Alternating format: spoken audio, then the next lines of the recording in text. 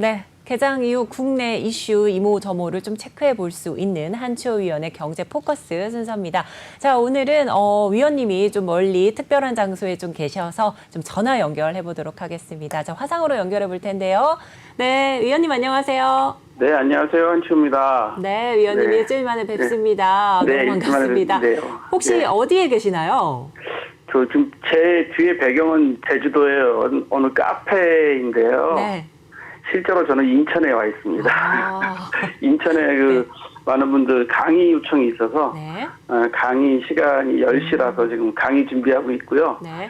많은 분들이 열심히 공부를 하시는 것 같아서 분위기는 상당히 좋은 것 같습니다. 네, 좋습니다. 자, 이제 한치호 위원님의 좀 기분 좋은 인사 말씀 들어보면서 본격적으로 이야기 나눠보도록 하겠습니다. 자, 이제 첫 번째 기사부터 살펴보도록 하겠습니다. 주차료 받는 특이한 휴게소, 이 불명예를 이번에는 벗어나나 싶다, 이런 기사인데요. 한번 살펴주시죠. 네, 이 휴게소는 여러분들 잘 아시는 대관령 옛 영동고속도로 대관령 휴게소입니다. 네. 이 휴게소를 아마 이용하는데 이 휴게소가 관리 주체가 평창군 시설공단으로 바뀌면서 주차비를 받아서 한동안 문제가 됐었죠. 네. 휴게소를 가는데 주차비를 받는다. 이거는 좀 문제가 있다는 많은 국민들의 지적이 있었는데요. 이번에는 그 화장실을 문을 오후 7시부터 다음 8시까지 퇴근하면 문을 잠가버린다. 그래서 이제 문제가 되는 그런 내용인데요. 네. 상인들은 임대료도 많이 오르고 주차요금 징수로 인해서 방문객들이 줄어들기 때문에 상인들이 어려움을 겪고 있는데 화장실까지 잠겨버리니까 영업에 지장이 크다는 하소연을 하고 있다고 합니다. 그래서 좀 상인들과 좀 시설공단, 관광객들이 모두 다 공존할 수 있는 방법을 찾아야 될 것 같은데요. 네. 임대료가 6배나 올랐다고 그래요, 올해 들어서. 그동안은 대관령 마을 영농조합법인이 운영을 했었는데 이번에 시설공단이 출범하면서 아마 입찰 방식으로, 법에 따라서 입찰 방식으로 바꾸는 바람에 여러 가지 어려움이 있고, 이 영농조합법인들이 좀 돈을 내게 되면, 시설비를 내게 되면서 문제가 되는 것 같습니다. 아마 이번에 신임 평창 군수가 좀 여러 가지 해결책을 찾고 계신 것 같은데요. 네. 여러분들도 이번에 휴가 때 여행을 강원도 영동지방으로 가시게 될 경우에 대관령 휴게소를 많이 들리시게 되거든요. 이용도가 높은 휴게소니까 많은 분들이 잘 이용할 수 있고, 그리고 상인들도 영농조합법인에 계신 분들도 좀 이익을 얻을 수 있도록 모두가 공존하는 방법이 좀 찾아져야 될 것 같아서 혹시라도 여행을 가시는 분들한테 참고하시라고 올려봤습니다. 네, 이렇게 해서 대관령 부근의 휴게소 관련된 이야기인데 많은 국민들의 지적이 있는 상황입니다. 상인들까지 하소연하고 있는 상황인데요. 시설공단과 또 상인, 또 여기를 이용하시고 있는 분들 간의 합의점을 빨리 찾아야 될 것 같습니다. 그럼 이어서 다음 기사 보도록 하겠습니다. 호텔 취소 200만 원은 내 몫이다, 이런 기사인데요. 항공편 지연 결항의 소화리를 앓고 있는 이런 좀 관광객들 이야기인 것 같습니다. 한번 내용도 짚어주시죠.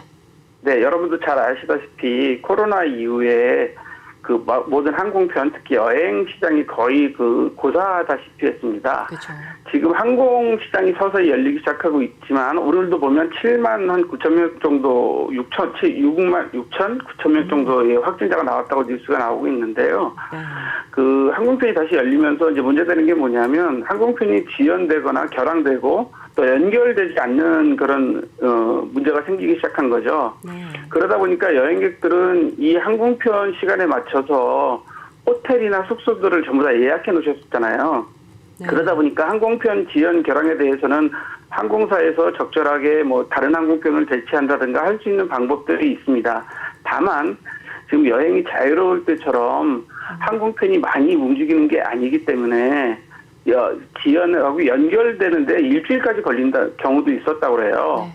그리고 항공사가 지금 현재 정상적으로 이제 영업을 하고 있지 않기 때문에 여러 가지 업무적인 게 좀 늦어지고 있다고 하는데요. 그러다 보니까 여행객들은 항공편이 예를 들어서 기상 상황이나 기체 이상 상황, 그다음에 공항 상황 등으로 해서 지연되거나 결항될 경우 호텔에 예약해 놓은 거에 이용할 수 없게 되니까 여러분도 잘 아시다시피 호텔에 취소할 때 내는 그 위약금이 네. 당일 취소나 이럴 때는 거의 100%잖아요. 네. 그러다 보니까 해외 호텔 같은 경우 뭐 연결선이 잘들 안 될 경우 최고 200만 원까지 취소 수수료를 내야 된다. 이런 문제들이 발생하고 있다고 합니다. 그래서 지금 이번 여름에 코로나 때문에 그동안 가지 못했던 여행을 가시고자 하는 많은 분들이 계신 걸로 알고 있는데요. 이런 점들을 좀 충분히 감안하셔서 항공편도 예약하시고 호텔도 예약하셔야 될 것 같아서 이건 생활의 정보로 뉴스로 올려드렸는데요. 참고하시기 바랍니다. 네, 그렇습니다. 하늘길이 열리면서 이제 항공편 지연과 결항 문제가 계속 들려오고 있습니다. 여기에 호텔 취소 위약금마저 고스란히 소비자들이 떠안고 있는 좀 문제 상황이 담긴 이야기였습니다. 자, 그럼 이어서 보도록 하겠습니다. 현대차가 제네시스급 수직 이착륙기를 좀 에어쇼 최초로 출품을 했다는데요. 이제 하늘을 나는 현대차다 이런 이야기도 있습니다. 한번 짚어주시죠. 여러분도 아시다시피 얼마 전 뉴스에 보시면 UAM, 그러니까 도심항공 모빌리티 사업 실증 사업에 약 50개 기업 컨소시엄이 참석하고 신청을 했다고 합니다. 그 정도로 많은 기업들이 현재 관심을 갖고 있는데요. 그 현대자동차가 미래에는 자동차가 50%, 모빌리티 UAM이 30%, 로보틱스가 20%. 현대자동차 그룹이 로봇 회사를 보스턴 다이나믹스 로봇 회사를 인수했잖아요. 그래서 이렇게 그룹의 미래를 나눈다고 이제 발표를 했고요. 네. 재미있는 것은 뭐냐면 현대차가 지금 내놓은 게 이제 그 에어쇼에 나간다는 거예요. 이 자동차의 모델을 보시면 여러분들도 저도 사실 깜짝 놀란 그런 상황인데 수직 이착륙으로 해서 자동차 정도의 탑승 감을 가질 수 있도록 만든 UAM 모델을 지금 현재 컨셉을 현재 내놨다는 거죠. 더 중요한 거는 여러분들이 세상이 변하고 있다는 걸 느끼셔야 되는 게 현대차가 처음에는 모터쇼에 나갔다가 네. 그다음에 세스 전자가전제품 전시회잖아요. 이번에는 이제 에어쇼에 나갔습니다. 그러니까 여러분들 잘 생각하셔야 되는 게 그동안 우리가 모터쇼라고 하면 뭐 캠페인 거리 있고 선정성도 문제됐고 막 그런 점들이 있었는데 이제 모터쇼가 아니라 이제는 전자박람회가 됐고요. 전장 문제가 돼서 그다음에 이제 전자기기 박람회 자동차들을 이제 보이게 됐고 그다음에 이제는 앞으로 하늘을 나는 UAM 문제로 에어쇼까지 나갔다. 그러면 이제 신사업이 어떻게 세상이 변할 것이냐는 걸 우리가 한번 생각해 봐야 될 것 같아요.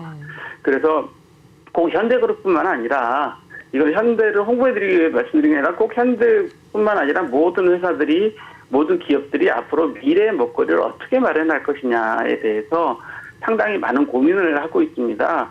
물론 UAM 실제로 이것을 만드는 데는 시간, 기술 개발까지 또 배터리 문제 등 여러 가지 문제로 시간이 걸리긴 하겠지만요. 결국 우리 인간이 그 미래를 꿈꿨던 일들이 거의 대부분 현재 현실화되어 있다는 걸 생각해 보면 미래에 멀지 않은 장래에 이제 UAM도 실용화돼서 우리 생활에 들어올 것 같습니다. 여러분들도 건강하게 100세씩 오래오래 사시면 이런 문명의 이기를 맛보실 수 있을 겁니다. 그래서 미래를 좀 보는 눈을 투자자들은 가지셔야 될 것 같아서 UAM 이야기를 오늘 뉴스로 올려봤습니다. 네, 그렇습니다. UAM 산업과 관련해서 기업들이 앞다투어 이 사업에 뛰어들고 있는데요. 현대차가 UAM 모델 컨셉으로 수직 이착륙기를 모터쇼가 아닌 에어쇼에 최초로 출품한다는 쏠깃한 소식의 내용이었습니다. 자, 그럼 이어서 보도록 하겠습니다. 토레스 흥행 열기에 날벼락을 맞았다라는 기사인데요. 어떤 내용일까요? 네, 같은 자동차 회사 뉴스이기 때문에 연달아 제가 말씀을 드리게 됐습니다. 네. 쌍용 자동차가 현재 지금 새로운 KG그룹의 인수자로 결정돼서 현재 인수를 준비하고 있는데요. 쌍용이 야심작으로 내놓은 토레스, 쌍용이 사실은 SUV를 잘 만드는 회사로 알려져 있기 때문에 많은 분들이 관심을 가지시고 기대를 하고 있는 상황이었죠. 네. 그래서 토레스를 이제 만들어낸 상태에서 쌍용 상거래 채권단이 낮은 변제율에 지금 반발을 하고 있다는 소식입니다. 네. 다른 것보다 상거래 채권단이 상당한 투표 권한을 가지고 있고 의사결정을 가지고 있는데요. 현재 알려진 바로는 현재 현금 변제율이 한 6% 정도를 하겠다고 하니까 이 상거래 채권단은 다 중소업체들인데 이것은 너무 낮은 변제 비율이다라는 것에서 반발하고 있다는 거죠. 네. 보통 상거래 채권하면 10에서 15% 정도를 변제해 주는 걸로 되어 있는데 쌍용차는 한 6% 정도니까 상당히 낮은 수준의 비율이 되다 보니까 특히 중소업체들인 상거래 채권단이 집단으로 반발하고 있다고 합니다. 쌍용차는 산업은행 채권하고 그게 회생담보채권이죠. 그 다음에 조세채권, 그러니까 정부에 내야 될 세금이죠. 회생담보채권이라는 거는 이 회생을 인정해주는 조건으로 산업은행에서 먼저 우선적으로 대출을 해준 것이니까요. 이 두 가지를 먼저 변제하고 난 다음에 나머지 그 다음에 이제 회생 채권을 상거래 채권을 상환할 방침인데요. 이 금액이 너무 적어서 상거래 채권단이 다음 달 28일 날 열리는 관계인 집회에 상당수 반대표를 던질 가능성이 있다고 합니다. 그래서 상거래 채권단 의결권이 약 80% 넘고 있기 때문에 자칫하면 채권단에서 회생 계획을 승인하지 않을 가능성도 있다라는 것을 우리가 좀 눈여겨보셔야 될 것 같아서 투자자 여러분들은 좀 눈여겨보실 필요성이 있어서 올렸고요. 사실은 지금 쌍용차가 우리나라에서 SUV를 잘 만드는 회사로 알려져 있었지만 결국은 구조적인 부실 문제와 두 번의 해외 기업에 인수되는 과정에서 어려움을 겪으면서 결국 쌍용차의 미래가 지금 점점 좀 어두운 상태로 돼가고 있습니다. 우리가 이 시점에서 기술 개발과 그다음에 적극적인 경영, 그다음에 노사관계가 얼마나 기업 경영이 중요한지를 보는 사례라서 오늘 뉴스로 올려봤습니다. 네, 그렇습니다. 쌍용차가 야심차게 내놓은 이 토레스 모델과 관련된 이야기인데요. 이와 관련해서 쌍용차가 6% 정도의 낮은 변조율을 두고 상거래 채권단이 반발을 하고 있다는 이런 내용이었습니다. 아무래도 구조 부실 문제와 또 해외 기업 인수 등으로 쌍용차의 어두운 미래가 조금은 안타깝게 들려오고 있는 상황입니다. 자, 그럼 이어서 비트코인 이야기 한번 보도록 하겠습니다. 비트코인 4조 원어치가 곧 풀린다라는 이야기가 있는데요. 어떤 이야기죠? 네, 비트코인 4조 원어치가 풀린다고 알고란 대표가 말씀을 하셨는데요. 이분이 중앙일보에서 코인 전문 기자로 이름을 많이 알리신 분이죠. 그래서 고란 대표가 올리신 뉴스 내용이 좀 저희가 관심을 가져야 될 것 같아서 뉴스를 올려봤는데요. 가상화폐 시장의 이제 비트코인 문제가 가장 큰데 첫 번째로는 이제 마운트 콕스 2014년에 비트코인 마운트 콕스 해킹 사건이 터지면서 비트코인 문제가 됐는데 이번에 이제 채권자들하고 청산을 하는 것으로 이제 결정이 됐다고 하는데요. 청산 작업이 마무리되면 비트코인 13만 7천 개, 우리 돈으로 약 한 4조 원 정도 되는 물량이 한꺼번에 풀릴 수 있어서 청산하기 위해서 비트코인 가격이 폭락할 가능성이 있다라는 점 하나 하고요. 두 번째는 현재 비트코인이 미국 증권거래위원회에서 선물 비트코인만 ETF가 현재 승인이 나 있는 상태입니다. 이게 작년 10월에 승인이 나 있었는데 이번에 선물 비트코인에 대해서도 이 ETF를 승인을 할 수 있을 것이냐를 가지고 지금 상당히 관심사를 갖고 있기 때문에 선물 비트코인 ETF가 승인이 되면 또 다른 시장의 가격 상승 요인이나 하락 요인을 발생할 수 있다는 거죠. 그런데 업체들이 선물 ETF를 승인해주면서 현물 비트코인 ETF를 승인하지 않는 것은 불공정한 차별이라고 소송도 준비하고 있다고 하니까 좀 우리가 눈여겨보셔야 될 것 같고요. 이 뉴스는 코인에 투자하시는 분들은 꾸준히 좀 바라보셔야 될 뉴스이기 때문에 지금 뉴스로 올려봤는데요.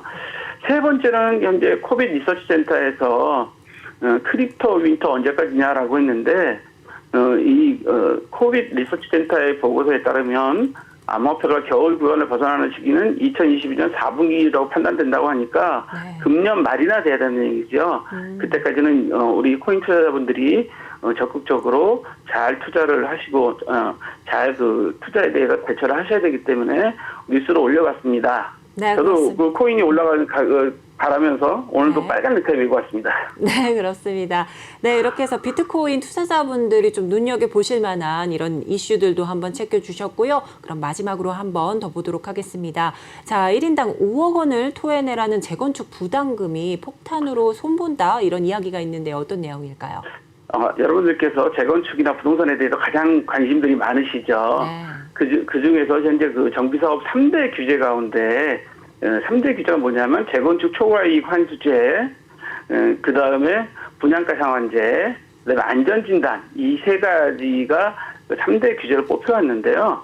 현재 그 재건축 초과이익 환수제를 1인당 최 5억 원의 수준에 달하는 부담금을 일부 완화시킬 것이라고 합니다. 다음 달에 아마 발표될 것 같은데요. 주택공급 대책 개편안에 나올 것 같은데 이 내용을 보시면 현재 그 재건축에 투자를 하시고 계시나 재건축 조합원이신 분들이 재건축 초과 환수 이익 에 대해서 좀 규제를 좀 완화시켜 줄 것 같은 현재 정부의 방침이니까 꾸준히 이 뉴스도 보시는 게 좋을 것 같고요. 언제 부과를 할 것이냐 뭐 이런 것들도 지금 현재 사실은 윤석열 대통령의 공약이었기 때문에 아마 면제 시점이나 기준 시점이 좀 변경돼서 될 것 같은데요. 한번 다음 달에 나오는 현재 이 정부의 이 방침을 좀 눈여겨보셔야 될 것 같습니다. 그래서 오늘 마지막 뉴스로 올려봤습니다. 네, 그렇습니다. 이렇게까지 이제 이슈 체크해봤습니다. 오늘도 도움 말씀해주신 한치호 의원님 감사드립니다. 네, 감사합니다. 네, 지금까지 한치호 의원의 경제포커스였습니다.